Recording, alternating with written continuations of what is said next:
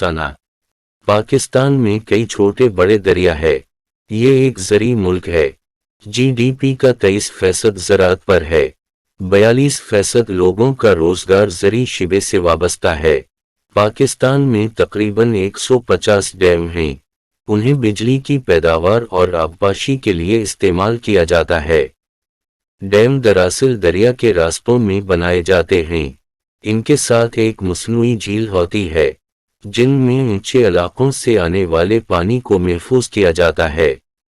पानी जब ऊंचाई से नीचे आता है तो उसमें मौजूद पोटेंशियल एनर्जी हरकत के काम आती है। इसे डैमों में मौजूद टरबाइन्स को हरकत में लाकर बिजली पैदा की जाती है। इसके अलावा डैम से जोड़ी कैनाल्स में ज़रूरत के मुताबिक पानी छोड़ा जाता है जिससे मुख्तलिफ इलाकों को पानी देकर सैराब किया जाता है।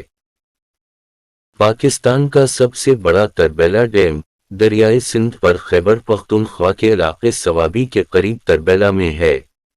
उस डैम की तामीर 60 की दहाई में शुरू हुई और 3 मराहिल में 1976 में मुकम्मल हुई। ये डैम तकरीबन 3500 मेगावाट तक बिजली पैदा कर सकता है। मुस्तकबिल में इसकी सलाहियत 6000 मेगावाट तक मुतवक्की है। ये डैम 1976 से अब तक मलिकी माइशत में कई अरब डॉलर का इजाफा कर चुका है और कई इलाकों को सैलाब से बचा चुका है। मगर रके 1976 में एक और डैम ने भी मुकम्मल होना था। उस डैम का नाम था काला बाग डैम। पाकिस्तान में काला बाग डैम हमेशा से मुतनाज़ा और ज़ेर बहस रहा है। उस डैम के न बनने के पीछे कई वजूहात बताई जाती हैं मगर हकीकत क्या है इसके लिए हमें माजी में जाना पड़ेगा। बात शुरू होती है 1953 से यानी आज से तकरीबन 60 साल पहले। माहिरीन की एक टीम पाकिस्तान में डैम बनाने के हवाले से आती है और हुकूमत को रिपोर्ट देती है कि सबसे मुज़म्म मकाम जहां डैम की ज़रूरत है वो दरियाए सिंध पर मियानवाली के करीब काला बाग है। वर्ल्ड बैंक के मुताबिक उस डैम को 1976 तक मुकम्मल हो जाना चाहिए था ताकि पाकिस्तान को आइंदा आने वाले खतरात से बचाया जा सके।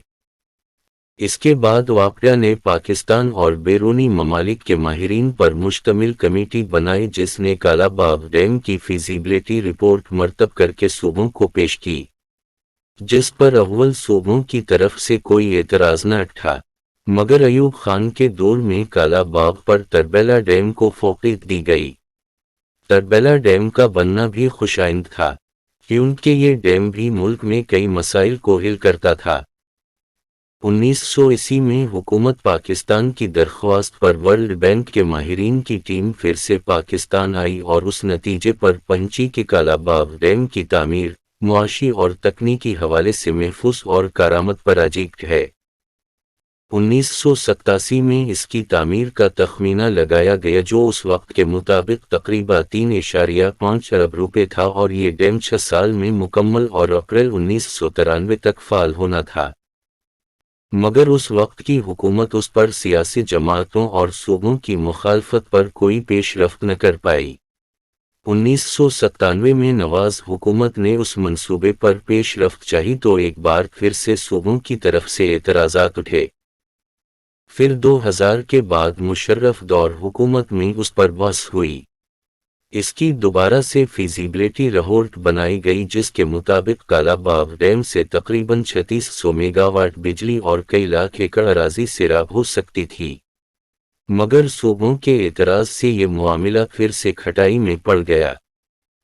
माना जाता है कि उस डैम की तामीर से काफ़ी हद तक बिजली के बहरान, आबपाशी और सैलाब के निपटा जा सकता है। अगर ऐसा है तो काला बाग डैम पर सूबों और सियासी जमातों को एतराज़ किया है और उसमें कितनी सच्चाई है। उस डैम पर सबसे ज़्यादा 2 बड़े सूबों खैबर पख्तूनख्वा और सिंध को खदशात हैं। इसके अलावा बलूचिस्तान को भी चंद खदशात हैं मगर वो ज़ली हैं। महज पंजाब वो वाहिद सूबा है जिसे उस डैम के बनने पर कोई एतराज़ नहीं। उस डैम की तामीर से पंजाब की 6 लाख एकड़ से ज़ायद ज़मीन सैराब हो सकती है। सिंध, खैबर पख्तूनख्वा और बलूचिस्तान के सूबों को ये भी एतराज़ है कि उस डैम की तामीर से पंजाब की उजारादारी मज़ीद बढ़ेगी।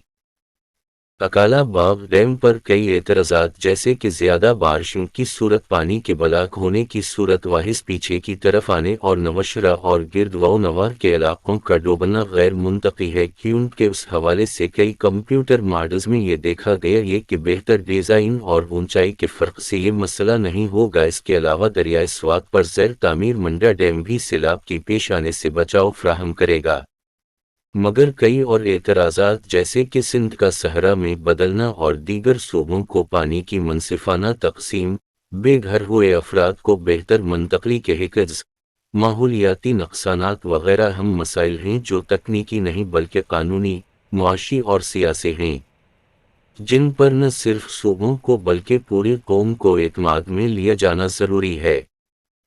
اس عمل کو مزید شفاف بنانے کے لیے صوبے اپنے اپنے ماہرین کی ٹیم جو تکنیکی، معاشی، ماحولیاتی اور دیگر امور پر عبور رکھتی ہو، کی باقاعدہ نگرانی میں بین الصوبائی کمیٹی تشکیل دے سکتی ہے، جس کی سفارشات صوبوں کی اسمبلیوں اور صوبوں کی عوام کے سامنے رکھے جائیں اور ان کی منظوری کی صورت اس پر عمل درآمد وفاق کی ذمہ داری ہو۔ کالا باغ ڈیم کی تعمیر پر تقریباً 6.12 ارب ڈالر کا خرچ اٹھے گا، مگر 2014 کی نیسٹ یونیورسٹی کی تحقیق کے مطابق اس سے ہر سال ملک کو توانائی قیمت میں 4 ارب ڈالر جبکہ بہت سی زمین زیر کاشت آنے سے مزید اربوں ڈالر کا فائدہ ہوگا، جس سے ملک میں آئندہ آنے والے سیلاب، خوراک اور پانی کی قلت کے مسائل کو کم کیا جا سکے گا، مگر ضرورت شفافیت، عوام کے اعتماد، مضبوط سیاسی سوچ اور صوبوں میں وسائل کی منصفانہ تقسیم کو یقینی بنانے کی ہے۔